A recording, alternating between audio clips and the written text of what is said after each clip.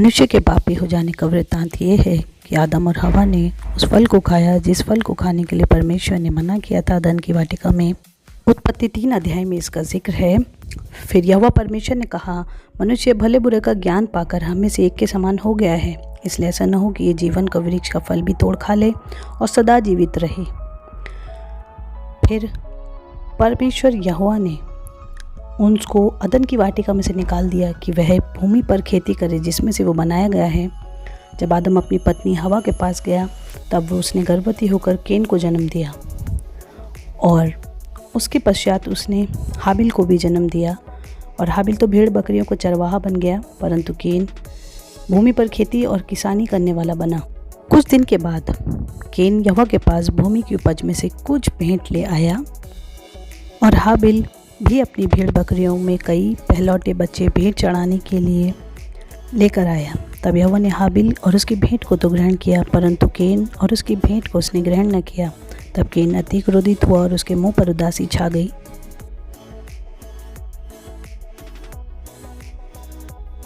तब यहोवा ने केन से कहा, तू क्यों क्रोधित हुआ और तेरे मुंह पर क्यों उदासी छा गई? यदि तू भला करे तो क्या तेरी भेंट ग्रहण न की जाएगी? और यदि तू भला ना करे तो पाप द्वार पर छिपा रहता है और उसकी लालसा तेरी ओर होगी और तू उस पर प्रभुता करेगा। तब केन ने अपने भाई हाबिल से कुछ कहा और जब वे मैदान में थे तब केन ने अपने भाई हाबिल पर चढ़कर उसको घात किया। तब यहोवा ने केन से पूछा, तेरा भाई हाबिल कहाँ है? उसने कहा, मालूम नहीं, क्या मैं अपने भाई का रखवाला हूँ? केन ने यहोवा के सम्मुख झूठ बोला और वो बहुत ही क्रोधी स्वभाव का व्यक्ति था। तब यहोवा ने केन से कहा, तेरे भाई का लहू भूमि से चिल्लाकर मेरी दुहाई दे रहा है, इसलिए अब भूमि जिसने तेरे भाई का लहू तेरे हाथ से पीने के लिए अपना मुंह खोला है उसकी ओर से तू शापित है। और चाहे तू भूमि पर खेती भी करे तो भी उसकी उपज की पूरी उपज तुझे न मिलेगी और तू पृथ्वी पर बहुत भगोड़ा होगा। तब केन ने यहोवा से कहा, मेरा दंड सहने से बाहर है। देख, तूने आज के दिन मुझे भूमि पर से निकाला है और मैं तेरी दृष्टि की आड़ में रहूँगा और पृथ्वी पर भगोड़ा रहूँगा। जो कोई मुझे पाएगा वो मुझे घात करेगा।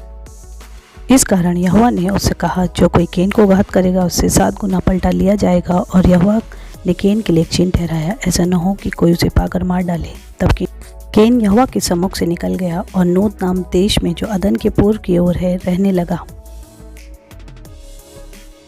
और आदम अपनी पत्नी के पास फिर गया और उसने एक पुत्र को जन्म दिया और उसका नाम यह कहकर शेत रखा कि परमेश्वर जिसने मेरे लिए हाबिल के बदले जिसको केन ने घात किया था एक और वंश ठहरा दिया है।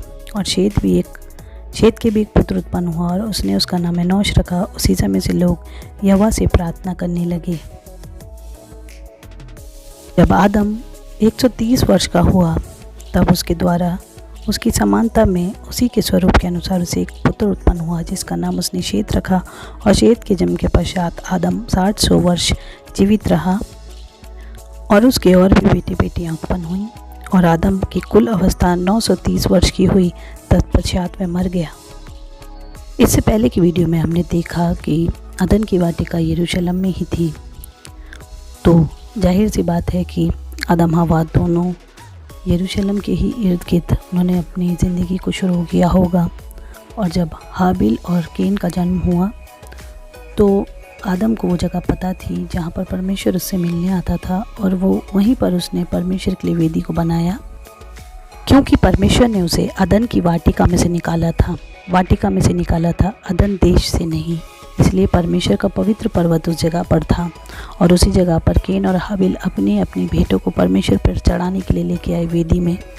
और केन जिस जगह पर खेती किसानी करता था, क्योंकि परमेश्वर ने आदम को कहा था कि तू खेती किसानी करेगा, और केन जिस जगह पर खेती किसानी करता था वो वहाँ पर हाबिल को रहने नहीं देता था, क्योंकि हाबिल भेड़ बकरियों का चरवाहा था। और केन जिस जगह पर खेती किसानी करता था वो यहोवा का पवित्र पर्वत ही था, जो बेतेल और लूज भी कहलाया, जिसे मोरिया पर्वत भी कहते हैं, मोरिया देश भी कहते हैं और अदन भी कहते थे। और उसी जगह पर वो खेती किसानी करता था।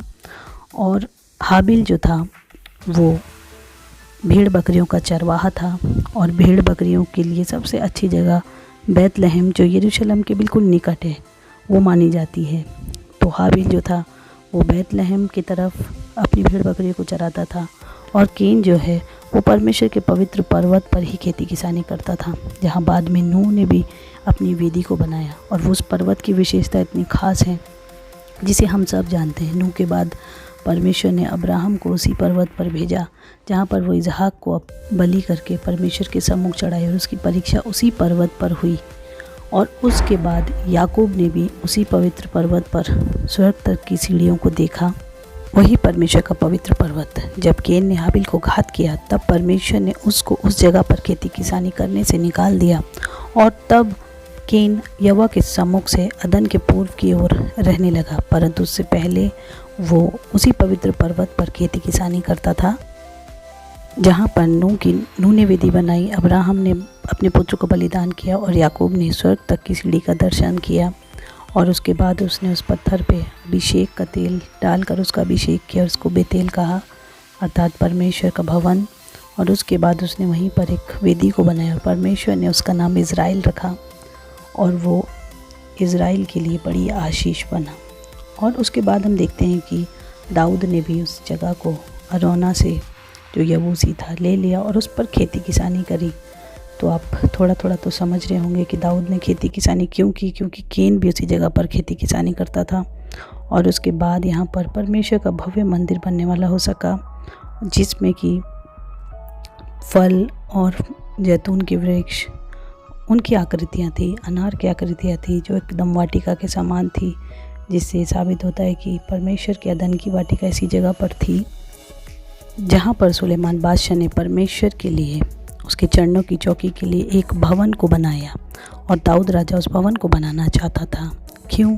क्योंकि वो एक पवित्र जगह थी जहाँ पर केन खेती किसानी करता था और यहोवा उससे मिलने आता था। दाऊद ने पूरे दाम देकर उस जगह को मोल लिया, क्योंकि दाऊद उस जगह की महत्वता को समझता था। इस फोटो में आप देख सकते हैं मोरिया पर्वत, और वो जगह जहाँ पर परमेश्वर का भव्य मंदिर बन सका सुलेमान के द्वारा, वो कहाँ पर थी। दाऊद जीते जी इस जगह पर अपने जी को लगाए रहा, और उसके बाद उसने अपने पुत्र सुलेमान को भी इस जगह की महत्वता को समझाया कि ये कितनी पवित्र जगह है। और बात अभी तक हमने की केन की कि केन ने कहाँ खेती किसानी की, लेकिन अब हम बात करेंगे कि हाबिल कहाँ पर भेड़ बकरियों का चरवाहा बना। जैसे कि हम सब जानते हैं दाऊद भेड़ बकरियों का चरवाहा था, और दाऊद का जो देश था वो बैतलहम था, और बैतलहम में वो भेड़ बकरियों को चराता था, भेड़ बकरियों का चरवाहा था। तो हम थोड़ा थोड़ा अनुमान लगा सकते हैं कि हाबिल भी अपनी भेड़ बकरियों को बैतलहम में ही चराता था, क्योंकि दाऊद बताता है कि वो मेरे जी में जी ले आता है, वो मुझे सुखदाई जल के झरने के पास ले चलता है। और दाऊद एक प्रतिबिंब है जो हाबिल से संबंध रखता है, क्योंकि हाबिल एक धर्मी पुरुष था और उसका लहू आज भी बातें करता है, परंतु यीशु मसीह का लहू उससे भी उत्तम बातों को करता है। हम दाऊद के कैरेक्टर से देखते हैं कि किस प्रकार परमेश्वर ने उसे भेड़ बकरियों के चरवाहे से चुना और उसे इज़राइल का राजा बनाया, और उसके लिए कहा कि वो परमेश्वर के मन के मुताबिक है। तो हम देखते हैं कि बैतलहम वो जगह थी जहाँ पर दाऊद अपनी भेड़ बकरियों को चराता था, और उस जगह पर इतने भेड़ों के लिए अच्छी अच्छी चीज़ें थी। वहाँ पर बहुत सारा पानी था, वहाँ पर बहुत हरियाली थी। और हम जब बैतलहम की फ़ोटो को देखते हैं, जो आगे हम इस वीडियो में थोड़ा सा वीडियो को देखेंगे, वो एक बहुत ही संपन्न जगह थी, वहाँ पर पानी की कोई कमी नहीं थी। दाऊद तो इज़राइल में राजा बन गया, और वो दाऊदपुर से यरूशलेम की ओर जाने को तैयार हुआ। किंतु परमेश्वर के वचन में हम सारी बातों को देखते हैं। हाबिल बैतलहम में अपनी भेड़ बकरियों को चराता था, और वो कई पहलौठों को परमेश्वर के सम्मुख बलिदान करने के लिए उसी पवित्र पर्वत पर ले गया। और दाऊद की ज़िंदगी से हम देखते हैं कि वो भी बैतलहम से यरूशलेम तक उसने सफ़र को तय किया, और यरूशलेम और बैतलहम की दूरी ज़्यादा नहीं है। शमूएल नबी ने कुप्पी में तेल लेकर दाऊद का अभिषेक किया, जो कि एक भेड़ बकरी चराने वाला था। और यीशु मसीह भी हमारा चरवाहा है।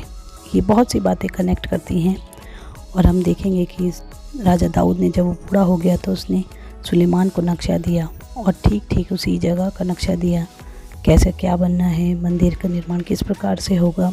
और उसने अपने पुत्र को बहुत चिताया कि परमेश्वर के मार्गों में बना रहे, परमेश्वर के सम्मुख जहाँ परमेश्वर के लिए भवन बना और उसने अपने बेटे को जीते जी बहुत उत्साहित किया। ये वो जगह है बैतलहम की, जहाँ पर मैं आपको बता रही हूँ कि वो हरियाली थी, जहाँ पर भेड़ बकरियों को चराया जा सकता था। कुछ इस प्रकार से बैतलहम आज के आधुनिक युग में दिखता है और आज भी यहाँ पर बहुत सी हरियाली है।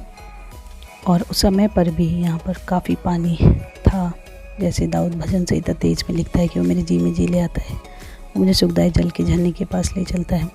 और यहीं कहीं दाऊद बैठकर परमेश्वर के लिए भजनों को लिखता रहा होगा। और बैतलहम कितनी पवित्र जगह है, जब हमारे यीशु मसीह का जन्म उस पवित्र बैतलहम में हुआ, जो कि भेड़ बकरियों का चरवाहा आज भी सच्चा चरवाहा है। तो उसकी भी आने की घोषणा बैतलहम में सबसे पहले गदहियों को सुनाई थी। कुछ इस प्रकार से बैतलहम के बाद यरूशलेम दिखता था। ये है बैतलहम और उसका वो पॉस्चर, वो चराई की जगहें वहाँ पर मौजूद है। यीशु मसीह भी हमारा चरवाहा है और हाबिल भी भेड़ बकरियों का चरवाहा था, दाऊद भी भेड़ बकरियों का चरवाहा था। और यीशु मसीह ने भी कहा कि अच्छा चरवाहा मैं हूँ। और जब यीशु मसीह का जन्म हुआ तो सबसे पहले चरवाहों को ही इस संदेश को सुनाया गया कि जगत का उद्धारकर्ता जन्मा है।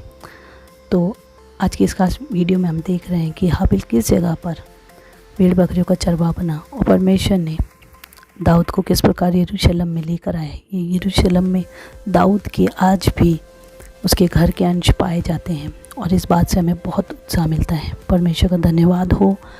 और वीडियो को लाइक कीजिए, सब्सक्राइब कीजिए और आप परमेश्वर के कार्यों का आनंद उठा सकें। ये वो जगह है जो कि बैतलहम यहाँ से दिखता है। ये यरूशलेम से इस दृश्य को आप देख रहे हैं, ये यरूशलेम से बैतलहम दिख रहा है आज के आधुनिक युग में। और यहीं से सारी कहानी शुरू हुई। ये जैतून पर्वत, और जैतून पर्वत की विशेषता मैंने आपको बताई है कि यहीं पर अदन की वाटिका थी और परमेश्वर का पवित्र पहाड़ ये जगह थी जहाँ पर डोम ऑफ द रॉक है। और बहुत ही पवित्र ये स्थान था। केन और हाबिल यहाँ पर थे। बहुत से परमेश्वर के वचन में जिन कैरेक्टर्स को हम पढ़ते हैं वो सब इस जगह की विशेषता को जानते थे और आप और मैं भी इस जगह की विशेषता को जान रहे हैं। ये है बैतलहम और आज भी यहाँ पर हरियाली है, उसी तरीके की भरपूरी है जैसे दाऊद अपने भजनों में लिखता था जब वो यहाँ पर बैठ के परमेश्वर की आराधना करता था। सोचिए, यहाँ पर हाबिल आया, यहाँ पर यीशु मसीह का जन्म हुआ, यहाँ पर दाऊद राजा आया और यहाँ पर पानी बहुत आयत से है और यहीं से माध्यम से पानी एक यरूशलेम पर भी पहुँचाया गया दाऊद और उसकी जनरेशन के द्वारा, उसके वंश के द्वारा। और यहाँ पर एक चैनल था जो यरूशलेम पर यहाँ से पानी जाता था।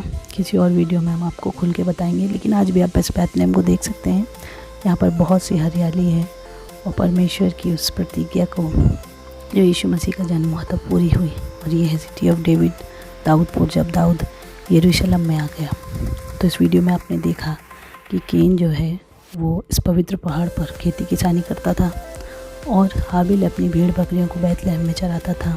इसीलिए बैतलहम यरूशलेम बहुत ही ख़ास जगहें हैं परमेश्वर के वचन पर भी, और हमारी ज़िंदगियों में बहुत कुछ इससे सीखने के लिए है कि हम तैयार हैं परमेश्वर के वचन को अपने जीवन में इज्जत देने के लिए।